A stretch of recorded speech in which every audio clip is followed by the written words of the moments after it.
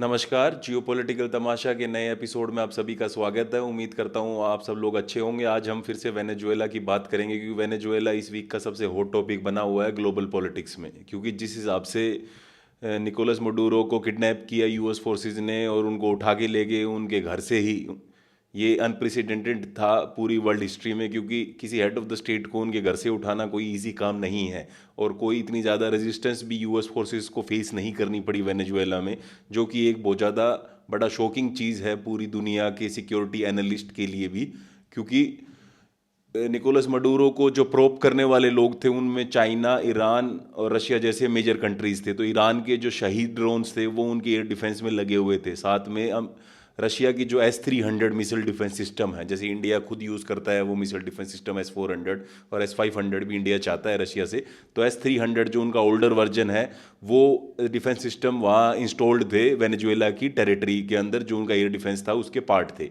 तो Iranian drones और Russian S-300 को न्यूट्रलाइज करने में सक्सेसफुल रहे यूएस F-35s, और उन्होंने पूरा जो उनका एयर डिफेंस सिस्टम था उनको एलिमिनेट कर दिया। और उसके बाद उनके हेलीकॉप्टर्स ने उस कंपाउंड के ऊपर जाके अटैक किया जिस कंपाउंड में निकोलस मडूरो रह रहे थे, और वहाँ जाके जो क्यूबन सिक्योरिटी फोर्सेस थी। क्योंकि इंटरेस्टिंग बात ये है कि निकोलस मडूरो की जो पर्सनल सिक्योरिटी डिटेल थी उसके अंदर मेजरली क्यूबन्स सिक्योरिटी के बंदे थे। क्योंकि मडूरो को अपनी मिलिट्री के ऊपर भी ज़्यादा ट्रस्ट था नहीं, तो उनको क्यूबन्स ने सिक्योरिटी प्रोवाइड कर रखी थी। उनका जो इनर सर्कल था, जो इनर सिक्योरिटी का जो उनका कॉरिडोर था, या जो भी लोग थे जो उनको सिक्योर करने के लिए जो पैरामीटर बना रखा था, उसके अंदर मेजरली क्यूबन्स थे।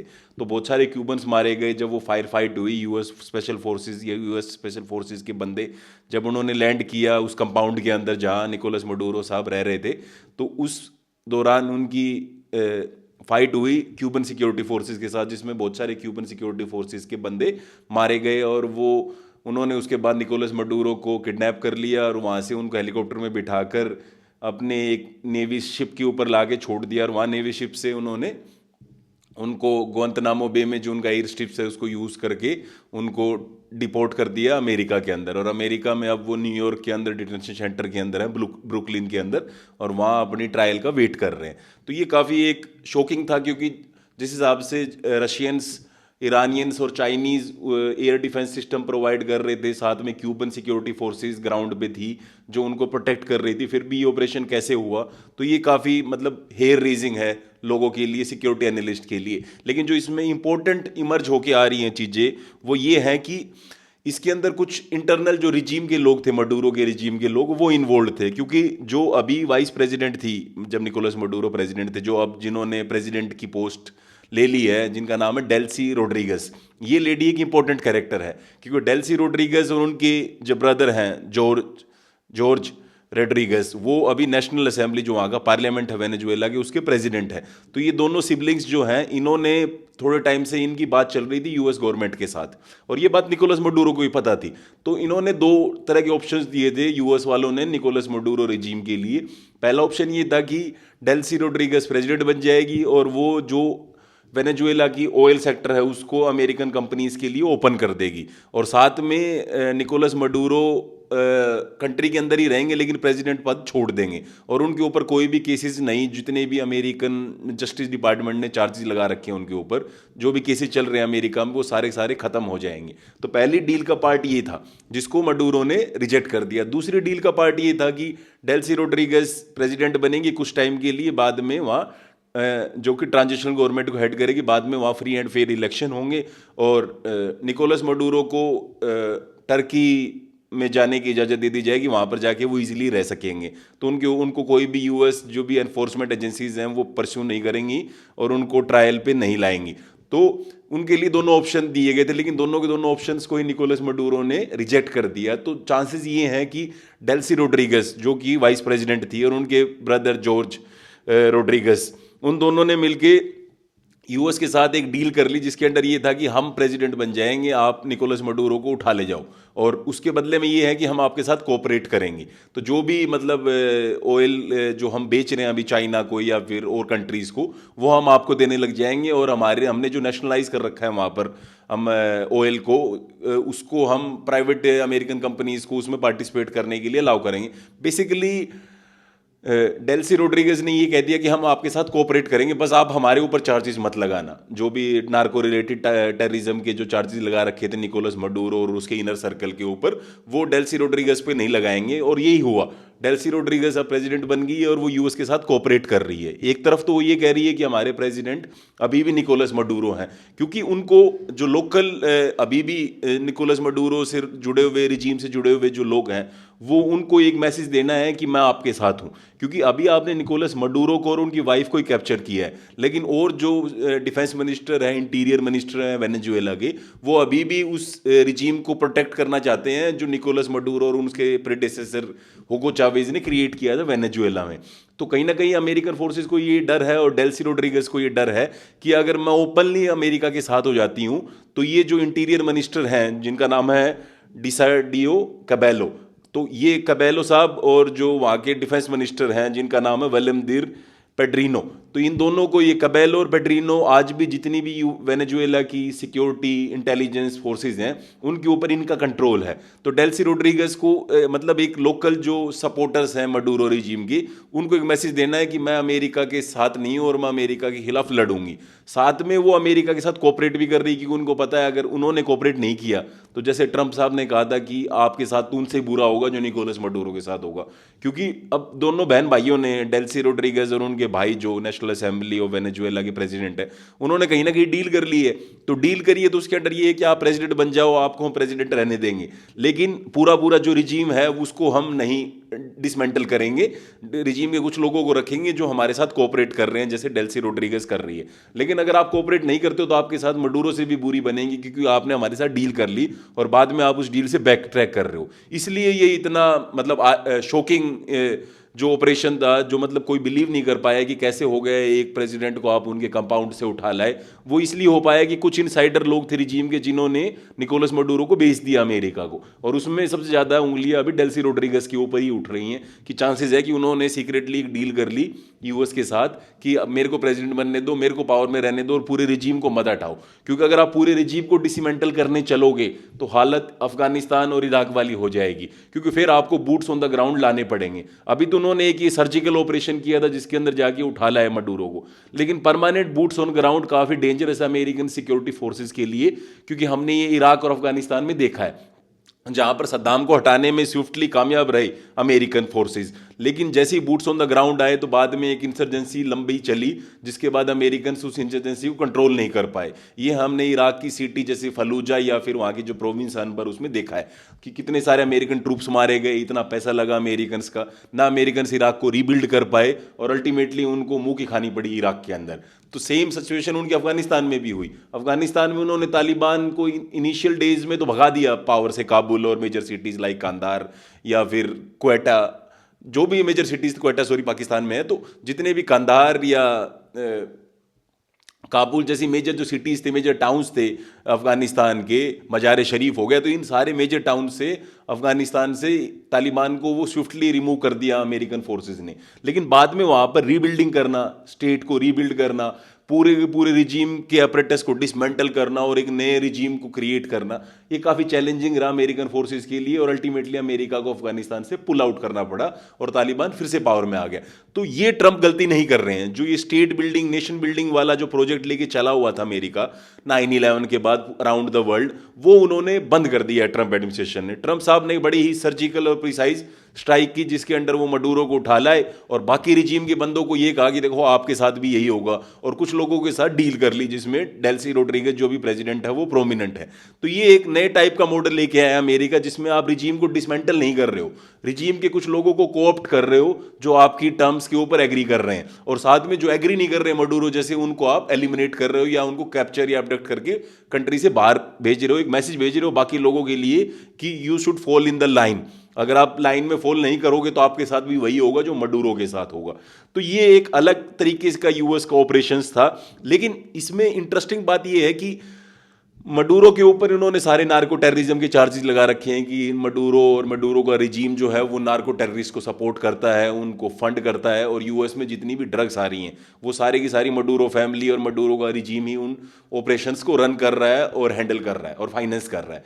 तो ये काफ़ी शॉकिंग था, क्योंकि जैसे ही ट्रंप साहब ने उसको हटाया मडूरो साहब को, पावर से। तो उसके बाद उन्होंने सबसे पहला रीजन ये दिया कि हमारे को ऑयल चाहिए वेनेजुएला का।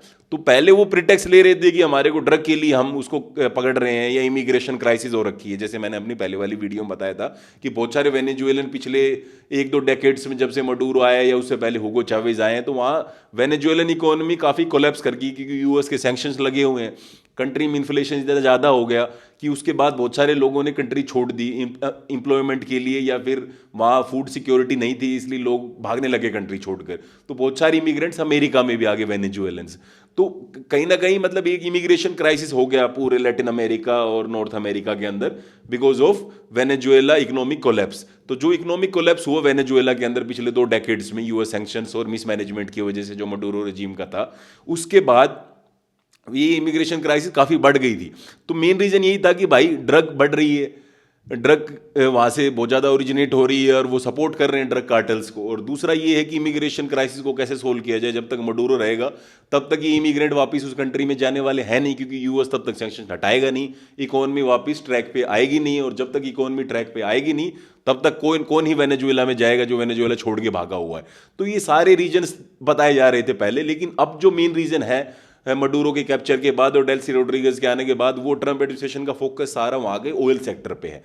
तो क्योंकि वेनेजुएला के पास सबसे ज़्यादा रिजर्व है क्रूड ऑयल के पूरी दुनिया में, सऊदी अरेबिया और रशिया से भी कहीं ज़्यादा है, तो वेनेजुएला एक इंपॉर्टेंट सोर्स है ऑयल का। और पहले वेनेजुएला बहुत ज़्यादा ऑयल एक्सपोर्ट करता था बिफोर हुगो चावेज बिकेम प्रेसिडेंट। तो 1998-99 में जब हुगो चावेज प्रेसिडेंट बने वेनेजुएला के, एक सोशलिस्ट पार्टी को लीड करते थे वो वेनेजुएला में, उससे पहले जो गवर्नमेंट थी वेनेजुएला में वो यूएस फ्रेंडली थी।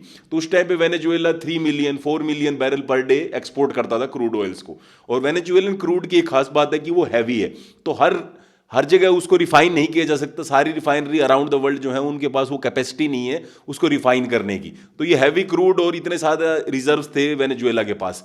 तो लेकिन जैसे ही हुगो चावेज आए तो हुगो चावेज ने नेशनलाइज कर दिया वेनेजुएलन ऑयल इंडस्ट्री को। और जितनी भी अमेरिकन कंपनीज लाइक शेवरॉन या एक्सॉन मोबिल, ये मेजर ऑयल कंपनीज है अमेरिका में, जिसका नाम आपने सुना भी होगा, तो इन सारे कंपनीज को बाहर फेंक दिया वहाँ पर, जो उन्होंने इन्वेस्टमेंट कर रखा था वहाँ रिफाइनरीज में, पाइपलाइंस में, या फिर जो ऑयल का एक्सप्लोरेशन है उसमें काफ़ी पैसा लगा रखा था इन कंपनीज ने। तो वो सारा पैसा इन कंपनीज का डूब गया और उन्होंने वेनेजुएला ने नेशनलाइज कर दिया अपने ऑयल सेक्टर को। तो ऑयल सेक्टर के नेशनलाइज होने के बाद प्रॉब्लम क्या हुई, इनिशियल ईयर्स में तो प्रॉब्लम नहीं रही कि 2001 से लेकर 2010 तक ऑयल प्राइसेस काफ़ी हाई थे। वो आप ग्लोबल रिसेशन की वजह से लगा लो या इराक वॉर की वजह से लगा लो, तो ऑयल प्राइसेस नॉर्मली इन 10 सालों में $100 पर बैरल से ऊपर ही रहे। तो ऑयल प्राइसेस काफ़ी अच्छे थे। इसलिए वेनेजुएला की जो सोशलिस्ट गवर्नमेंट थी हुगो चावेज वाली, ये जितने भी सोशल सिक्योरिटी प्रोग्राम्स थी वो वेनेजुएला में चला पाई और लोगों को काफ़ी फायदा हुआ वहाँ वेनेजुएला में। लेकिन 2010 के बाद ऑयल मार्केट कोलैप्स कर गया। उसके बाद कभी भी ऑयल $100 पर बैरल से ऊपर गया ही नहीं। आज के दिन तो $60 पर बैरल के हिसाब से चला हुआ है पिछले काफ़ी सालों से। तो जो ऑयल मार्केट कोलैप्स हुआ इंटरनेशनल लेवल पे, जो ऑयल के प्राइसेस डाउन गए, उसका सबसे ज़्यादा असर दिखा वेनेजुएला के ऊपर। दूसरा ये हुगो चावेज के जाने के बाद जब उनके सक्सेसर आए निकोलस मडूरो, तो उन्होंने वही प्रोग्राम्स कंटिन्यू रखे जो हुगो चावेज ने स्टार्ट किए थे, सोशल सिक्योरिटी प्रोग्राम्स लाइक बूढ़े लोगों को पेंशन या फ्री फूड वाले जो प्रोग्राम्स थे वहाँ गरीब लोगों के लिए वेनेजुएला में, उनको कंटिन्यू रखा। लेकिन अब उनके पास इतना कैश फ्लो नहीं था कि भाई वो उन प्रोग्राम्स को फंड कर सकें। दूसरा ये अमेरिका ने सैंक्शंस अपने टाइटन कर दिए। पहले हुगो चावेज के टाइम पे इतने सैंक्शंस नहीं लगा रखे थे अमेरिका ने जितने निकोलस मडूरो रेजिम के ऊपर लगा दिए, क्योंकि उन्होंने कहा कि मडूरो जो इलेक्शन जीत रहा है वो फ्री एंड फेयर इलेक्शन नहीं है। तो उन्होंने उनके हर सेक्टर के ऊपर सैंक्शंस लगा दिए। उनके ऑयल का जो मतलब ड्रिलिंग थी या फिर एक्सप्लोरेशन थी वो भी कम होगी। उसका रीजन ये था कि अमेरिकन एक्सपर्टीज और अमेरिकन टेक्नोलॉजी चाहिए आपको इतना हैवी क्रूड निकालने के लिए। तो वो अमेरिकन कंपनी सारी बाहर पहले ही होगी थी। तो उसके बाद ऑयल का जो एक्सपोर्ट था, जो पहले 3-4 मिलियन बैरल पर डे था, वो कुछ लाख बैरल पर डे पे आ गया। तो ऑयल का जो एक्सपोर्ट था वो बिल्कुल ड्रेस्टिकली डाउन हो गया वेनेजुएला में। तो उनके पास अब पैसे नहीं बचे, तो वो सारे डिपेंडेंट हो गए चाइना जैसी कंट्रीज के ऊपर। चाइना ने बहुत पैसा भी दिया उस टाइम पे, जो उनकी इंफ्रास्ट्रक्चर जैसे उनकी रेलवेज के लिए, उनके पावर स्टेशन के लिए। तो वेनेजुएला मतलब एक ऐसी सिचुएशन में फंस गया जहां पर ऑयल के एक्सपोर्ट्स घट रहे हैं और ऊपर से सोशल सिक्योरिटी का जो प्रेशर है वो लगातार बढ़ रहा है, जो भी प्रोग्राम चला रखे हैं वहाँ पर हुगो चावेज की गवर्नमेंट ने या निकोलस मडूरो ने। और ऊपर से अमेरिकन सैंक्शंस इतने ज़्यादा टाइटन हो गए हैं कि अब उनको कोई मतलब ऑयल निकालने के आगे भी कोई चांसेस है नहीं। तो ये सारी प्रॉब्लम की वजह से वेनेजुएला की इकोनॉमी पूरी की पूरी कोलैप्स कर गई वहाँ पर। जिसकी वजह से ये सारी प्रॉब्लम्स क्रिएट हुई हैं।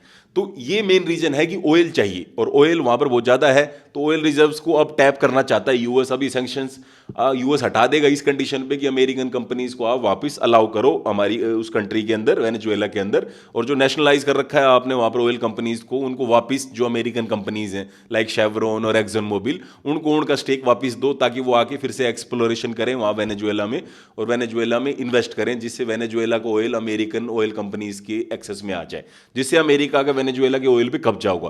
क्योंकि यूएस खुद बहुत बड़ा एक्सपोर्टर बन चुका है पिछले कुछ ईयर्स में, जो सेल रेवोल्यूशन हुई है यूएस में, और साथ में वेनेजुएलन ऑयल और जुड़ जाएगा, तो इससे ओपेक के ऊपर काफी प्रेशर बनेगा। क्योंकि ओपेक जो organisation for petrol exporting countries का ग्रुप है, जिसमें सऊदी अरेबिया और US, Russia sorry, major countries हैं, उन सारों के ऊपर ये प्रेशर बनेगा।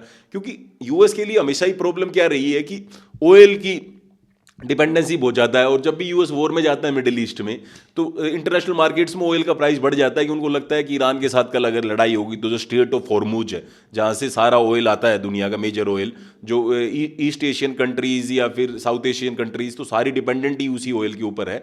तो वो ऑयल का अगर सप्लाई रूट बंद हो जाएगा, वो choke point strait of Hormuz Iran बंद कर देता है, तो उससे ऑयल प्राइसेस बढ़ जाएंगे। इसलिए ऑयल प्राइसेस में हमेशा पैनिक रहता था ऑयल सेक्टर में। जब भी कोई वॉर होती थी तो ऑयल के प्राइसेस बहुत ज़्यादा बढ़ जाते थे। तो और ये जो ओपेक कंट्रीज हैं, इन्होंने एक कार्टेल बना रखा है कि ऑयल के प्राइसेस को हमेशा ऊपर बनाए रखने के लिए, जिसमें रशिया और सऊदी अरेबिया मेन है। तो इसको ओपेक प्लस भी बोलते हैं, क्योंकि रशिया पहले नहीं था ओपेक में, बाद में आ गया तो उसको ओपेक प्लस बोलने लगे। तो ये जो ओपेक कंट्रीज का ग्रुप है, ऑयल प्रोड्यूसिंग कंट्रीज का ग्रुप है, ये हमेशा प्रेशर बना के रखते थे। लेकिन अभी शेल रेवोल्यूशन होने के बाद और कोविड के बाद ऑयल के प्राइस बढ़े ही नहीं है, और ऊपर से अगर वेनेजुएलन क्रूड और मार्केट में आ गया तो ऑयल के प्राइसेस और डाउन चले जाएंगे, जो कि कंसर्न है इन कंट्रीज के लिए, सऊदी और रशिया जैसों के लिए। और दूसरा दिक्कत ये है कि इनके पास जो बार्गेनिंग चिप थी ये ऑयल के रूप में, वो उसको यूज नहीं कर पाएंगे, क्योंकि यूक्रेन रशिया वॉर के अंदर भी रशिया ने वो नॉर्थ टू स्ट्रीम पाइपलाइन जो गैस सप्लाई करती है यूरोप को, यूरोप की मेजर इकोनॉमी लाइक जर्मनी को, तो वो सारी की सारी प्रेशर बनाने में कामयाब था रशिया, कि हम अगर आपको गैस और ऑयल नहीं देंगे तो आप ठंड में मर जाओगे यूरोपियंस, आप अपनी फैक्ट्री और इंडस्ट्री को नहीं चला पाओगे।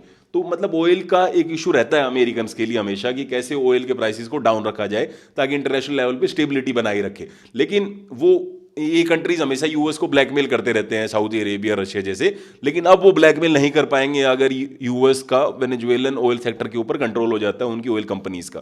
क्योंकि फिर इतना क्रूड हो जाएगा ग्लोबल मार्केट में कि ये ओपेक कंट्रीज का कोई ज़्यादा मेजर रोल रहेगा नहीं, और जो कंट्रीज ऑयल की इंपोर्ट पे डिपेंडेंट है, कंट्रीज लाइक इंडिया, वो वेनेजुएला से फिर इंपोर्ट कर पाएंगे। क्योंकि पहले तो प्रॉब्लम ये थी ना कि यूएस ने सैंक्शन लगा रखे हैं, इंडिया पहले इंपोर्ट कर रहा था 2020 से पहले बहुत ज़्यादा ऑयल, लेकिन बाद में सैंक्शन लग गए, तो उसके बाद इंडिया ने अपने इंपोर्ट्स कम कर दिए, क्योंकि इंडिया प्रेशर में जल्दी आ जाता है यूएस के सैंक्शंस के, और इंडिया उनके साथ क्लोज रहना चाहता है, तो इंडिया की प्रॉब्लम है।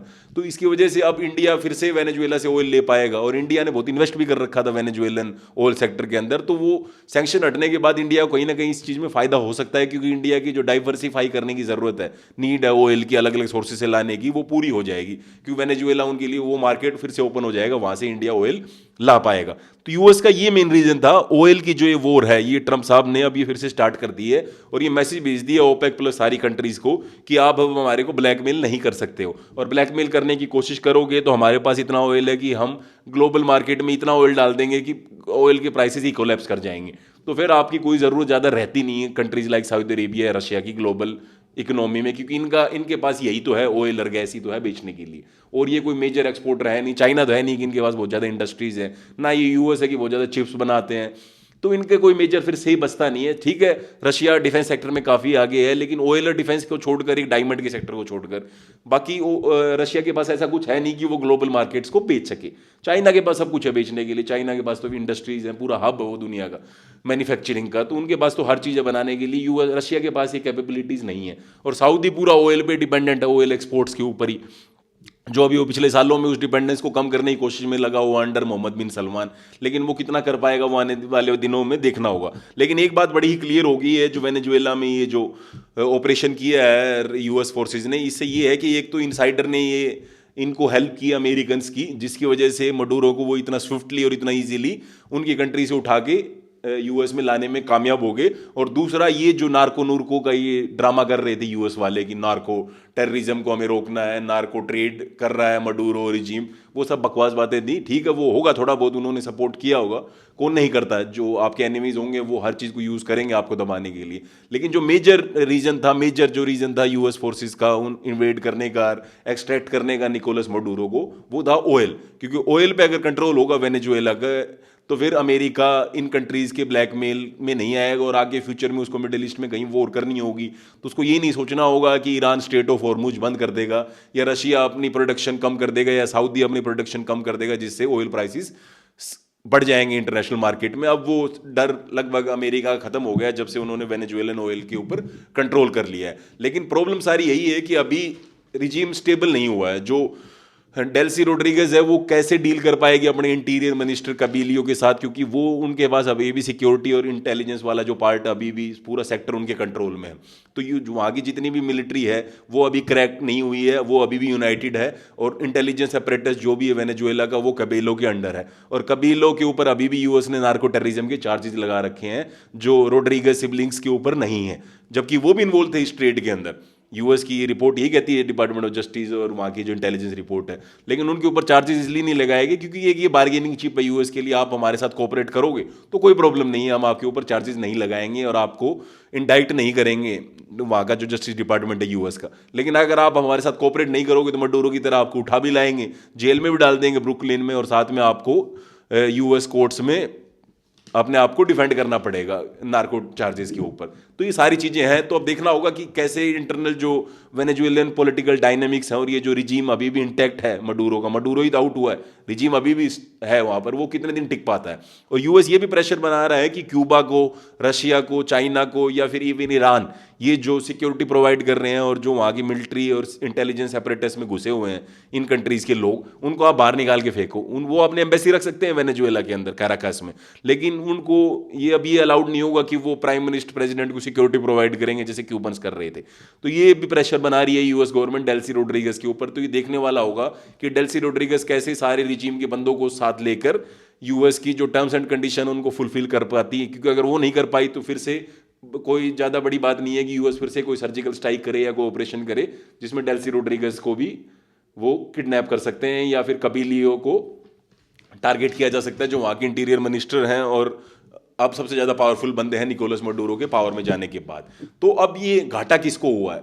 फाइनल जो मैं बोलना चाहता हूँ, घाटा सबसे ज़्यादा ये हुआ है कि एक तो क्यूबा को हुआ है कि क्यूबा बहुत ज़्यादा डिपेंडेंट था वेनेजुएला के ऊपर। क्यूबा में भी सैंक्शन सबको पता है कि यूएस ने बहुत सालों से लगा रखे हैं, क्योंकि वहाँ पर फिडेल कास्त्रो हमेशा ही यूएस का दुश्मन रहा है। पहले वो सोवियट्स का काफ़ी क्लोज था, जब ख्रुश्चेव ने वहाँ पर मिसाइल्स रख दी थी, न्यूक्लियर मिसाइल्स क्यूबा के अंदर, जब कैनेडी प्रेसिडेंट थे। उसके बाद से उनके ऊपर सैंक्शंस हैं। तो जितने भी प्रेसिडेंट आए हैं, चाहे वो कैनेडी हो, निक्सन हो, जॉनसन हो, कार्टर हो, फोर्ड हो, या फिर मॉडर्न डे में बुश हो, ओबामा हो, ये सब के सब टाइम पे क्यूबा के साथ रिश्ते अमेरिका के अच्छे रहे नहीं है और उनके ऊपर बहुत सारे सैंक्शंस लगा रखे हैं अमेरिकन ने। तो क्यूबा की इकोनॉमी फ्री फॉल है, अभी वो डाउन जा रही है, वहाँ इन्फ्लेशन काफ़ी बढ़ रहा है जैसे वेनेजुएला में बढ़ रहा है। और क्यूबा काफ़ी डिपेंडेंट था ये वेनेजुएला के ऊपर, क्योंकि वेनेजुएला से उनको बहुत ज़्यादा ऑयल मिलता था फ्री में, जिसकी दम पे वो अपनी इकोनॉमी को चला पा रहे थे। तो वो ऑयल का सोर्स बंद हो गया है क्यूबा के लिए वेनेजुएला से। और दूसरा, उनके बहुत सारे बंदे मारे गए क्योंकि उन्होंने सिक्योरिटी प्रोवाइड कर रखी थी। जो इनर सर्कल था जो प्रोटेक्ट कर रहा था निकोलस मडूरो को, वो क्यूबन सिक्योरिटी पर्सनल्स का ही था। तो वो बहुत सारे लोग मारे गए। तो क्यूबा के लिए तो मैसेज भेज दिया अमेरिका ने कि अगली बारी आपकी है और आपको हम वैसे भी मारने नहीं आएंगे क्योंकि आप वैसे ही कोलैप्स करने वाले हो, आपकी इकोनॉमी डाउन जा रही है डेली। तो क्यूबा को काफ़ी घाटा हुआ है इस चीज़ से। रशिया और सऊदी अरेबिया जैसे कंट्रियों को इस चीज़ से घाटा हुआ है कि जो ओपेक की मोनोपोली थी ग्लोबल ऑयल ट्रेड के अंदर, ओपेक प्लस की, वो कहीं ना कहीं अमेरिका ने ख़त्म कर दी। अब अमेरिका के पास ज़्यादा ऑयल रिसोर्सेज हो जाएंगे अगर वेनेजुएलन प्रेसिडेंट ऐसे ही कोऑपरेट करती रही अमेरिकन प्रेसिडेंट के साथ, जितना ओपेक प्लस के पास नहीं है। तो वो प्रोडक्शन को कभी भी रैंप अप कर सकते हैं और जो ऑयल प्राइसेस बढ़ने का खतरा रहता है ऑयल मार्केट में, उसको कंट्रोल रख सकते हैं यूएस प्रेसिडेंट साहब। तो उनका ऑयल के ऊपर अब पूरा एक तरह से मोनोपोली हो गया ग्लोबल ऑयल मार्केट में। चाइना के लिए प्रॉब्लम ये है कि चाइना ने बहुत पैसा लगाया था। चाइना ने अप्रोक्सीमेटली $100 बिलियन इंफ्रास्ट्रक्चर में लगा रखा है क्यूबा में, और उसका पैसा वो निकाल रहे थे ऑयल खरीद खरीद के वेनेजुएला से, कि हम आपका जो पैसा दिया आप उसको रीपे करो ऑयल के रूप में।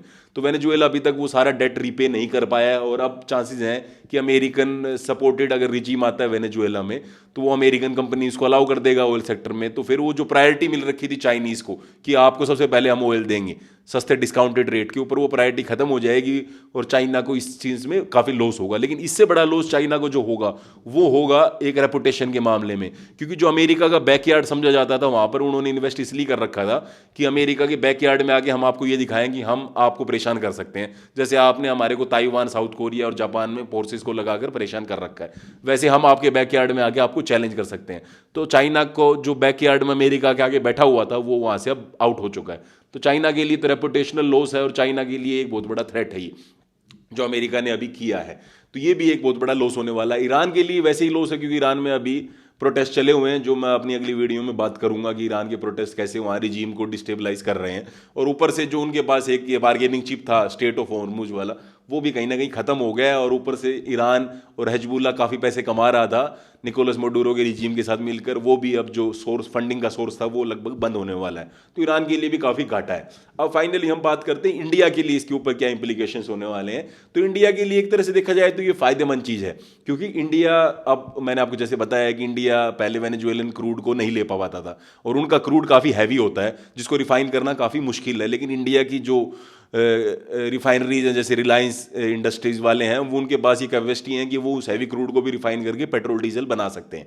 तो इंडिया के लिए ये विन विन इसलिए है कि इंडिया अब वेनेजुएलन ऑयल मार्केट को एक्सेस कर पाएगा जो यूएस सैंक्शंस की वजह से नहीं कर पाया था। दूसरा, हमारी जो ओएनजीसी कंपनी है उसका जो आम है एक विदेश लिमिटेड, ओएनजीसी विदेश लिमिटेड, उन्होंने ईस्टर्न वेनेजुएला में बहुत सारे ऑयल फील्ड्स के अंदर पैसा लगा रखा था। तो हमारा अप्रोक्सीमेटली $1 बिलियन का जो डिविडेंड था ओएनजीसी विदेश लिमिटेड का, वो पैसा वहाँ अटका हुआ था यूएस सैंक्शंस की वजह से, क्योंकि हमने वहाँ रिफाइनरीज और वहाँ पर ऑयल फील्ड के एक्सप्लोरेशन में काफ़ी पैसा लगा रखा था ओएनजीसी ने। और वो सारा का सारा पैसा डूब जब गया जब यूएस ने सैंक्शन लगा दिए, तो जो हमारे को प्रॉफिट आने लग गया उन रिफाइनरीज या फिर उन ऑयल फील्ड से, तो वो पैसा इंडिया में नहीं आ पाया because of oil sanctions, American sanctions.